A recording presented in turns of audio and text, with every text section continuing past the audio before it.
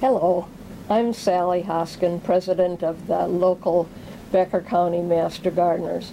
With me are two other Master Gardeners, Mary Wickman and Alice Wenzel.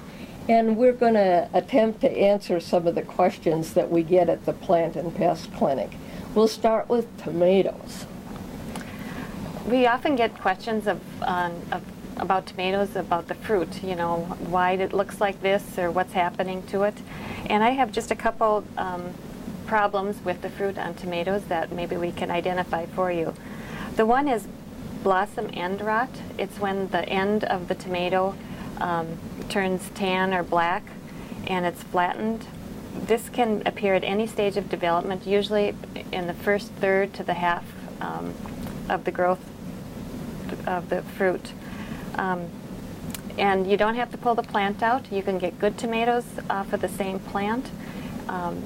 It just depends on how the water affects it, because that's kind of the cause of this problem, is the fluctuation in water.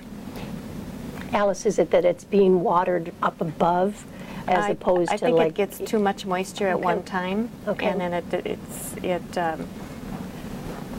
too much rain. Too much rain, yeah, and then the splashing from the soil. The splashing, I think, has more to do with the leaves. Is that a fungus? Do you know? Because a fungus, that what I'm hearing as symptoms sounds like a fungus. Oh, I'm not sure on that. Okay.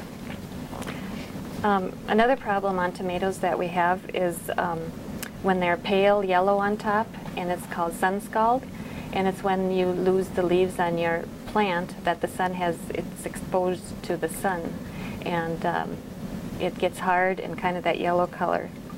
So we want to take care of the plants and make sure that the leaves stay on to protect the fruit. Another problem that I had this year with my tomatoes is growth cracks. And this is caused by too much water. It seemed like so many of my tomatoes cracked from the top to the bottom, and it's because of all the moisture we've had this year. Is it true that if you think the season's almost over and you're afraid that your frost's going to happen before you get all of your fruit off, that you could go in and actually prune back the plant, taking off the leaves so that all the energy goes to the fruit of the plant instead? I think you can maybe top them, you know, but you want to be careful so that the sun don't get to the fruit because of the sun scald. Okay. We have a neighbor that tops, certain time of the year, he cuts the tops off all his tomatoes. And he has nice tomatoes, so he must be doing something right. But you don't want to cut too much off, or else you'll have the sun problem with your tomatoes. We can talk a little bit about grapes, because we do get, each year, we generally get a call or two about grapevine. I have a grapevine, and I've learned a great deal as a result of having a couple of grapevines. One thing I learned is that a bug called the rose chafer likes to skeletonize the leaves of the grapevine.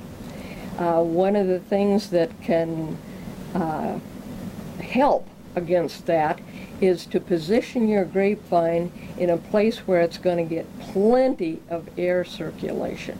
Air circulation is crucial. And if you wanted to learn how to prune, plant a grapevine, because you prune it and you prune it severely. Okay, the first couple years I got the rose chafer. The last 3 years ago, I got black rot. And black rot, I got a call from a lady who had black rot, and I told her it was important to sanitize. She had to use a fungicide, and I won't go into that, but you'd have to read the label and carefully. And the other thing she had to do was get down on her hands and knees and go along and pick up every single grape under the grapevine and get those out of the way, because that is what is feeding these spores for another year so that they can reproduce and cause problems. 2 seasons I had that. 2 seasons I worked very hard at cleaning it up. This season I had beautiful grapes. Thank you so much. Our time is up. Enjoy. your garden. Thank you.